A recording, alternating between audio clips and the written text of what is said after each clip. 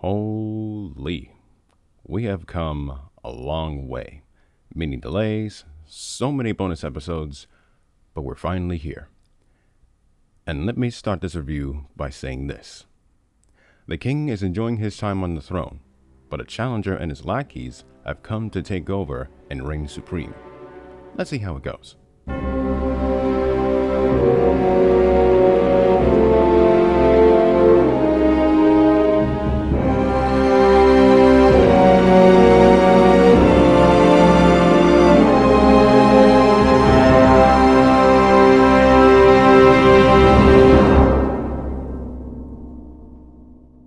Welcome to the final, re-recorded, remastered episode of Season 1 of the Brumakian podcast, a review series where I can review anything, but not everything. That includes monster movies, both big and small, anime, and video games. I'm Demetrius, and this is my review of Godzilla 2, King of the Monsters.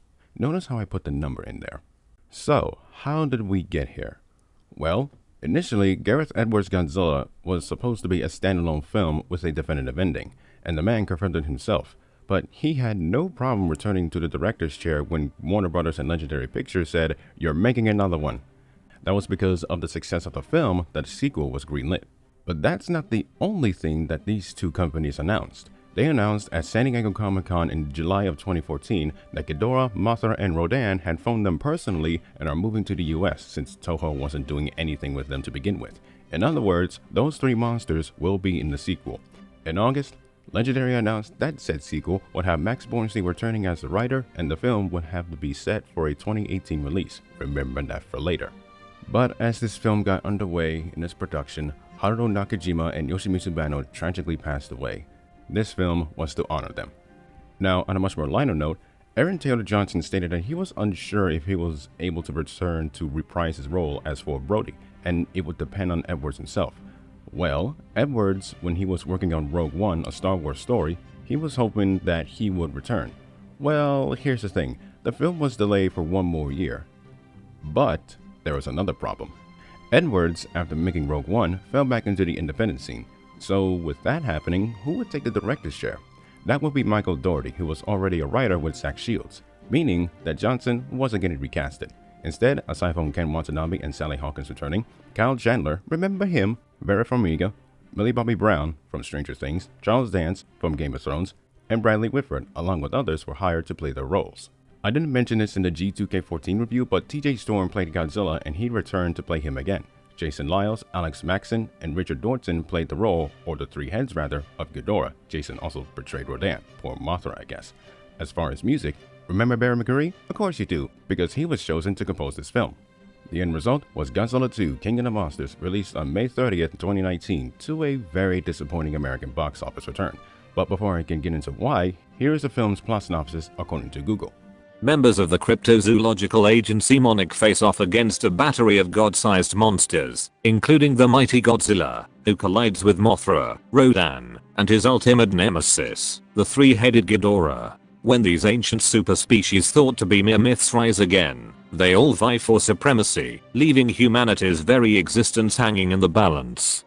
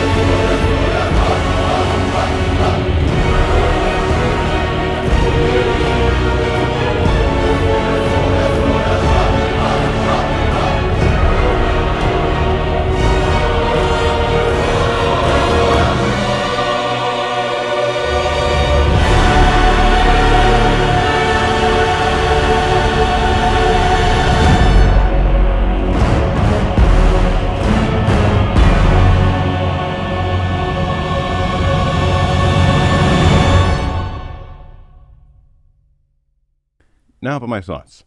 I said in my last review that this was going to be a cleanser after one I just watched, and you know what? It definitely was, but it's far from perfect. First things first, I think the story here could have been reworked in many ways. For example, instead of Emma going to the terrorists for assistance, why not have the terrorists kidnap her and Madison and use the Orca as a weapon and kind of use them as a trump card? Second, in the novelization, Jonah actually has a reason why he's the leader of this organization. His daughter was killed by humans and he's taking his anger out on the world. That is a good villain right there. That's what the film needed. A villain with reason. Third, I do like the inclusion of the 3 classic Toho monsters, but I would not mind if it was just Ghidorah. It would have been Jonah's reflection on how he sees the world and the people, and you could have had Godzilla as Madison's reflection on the world as hope. And yeah, you can have Rodan and Mothra appear in a film in the future. The hell, I wouldn't mind if they had their own solo film. It happened before. But as it stands, yeah, the story is a bit much, but could have been better. I do not fault the actors, that's for sure.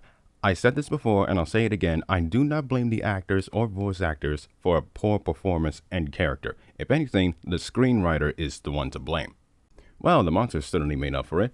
Like 2K14, every time they're on screen, it is magic. I like Godzilla's slight redesign. The new dorsal fins are a nice touch, gives off Shotoguchi vibes.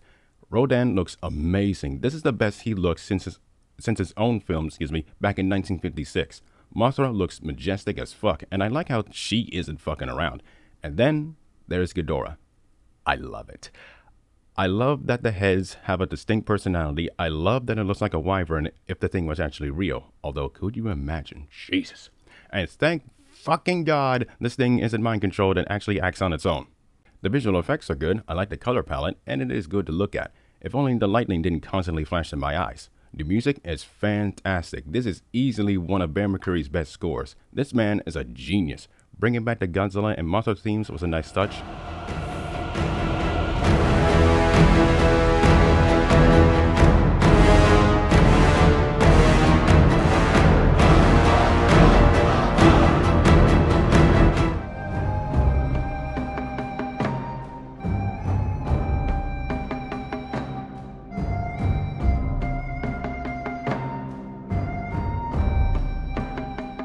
I love how haunting Ghidorah's music is.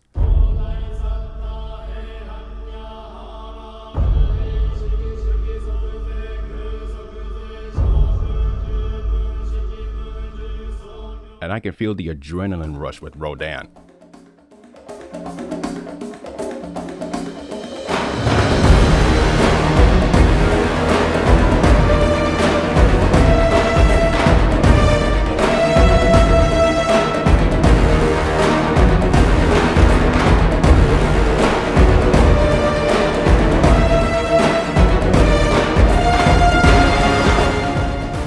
And Goodbye Old Friend is very, very beautiful.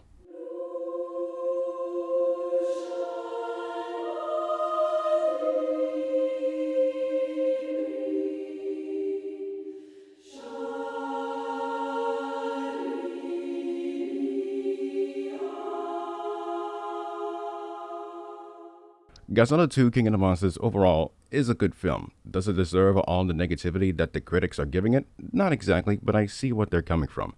As a man who writes his own stories, still working that out, I understand that part of the criticism. But you know what? We needed something that was fun. And this was it.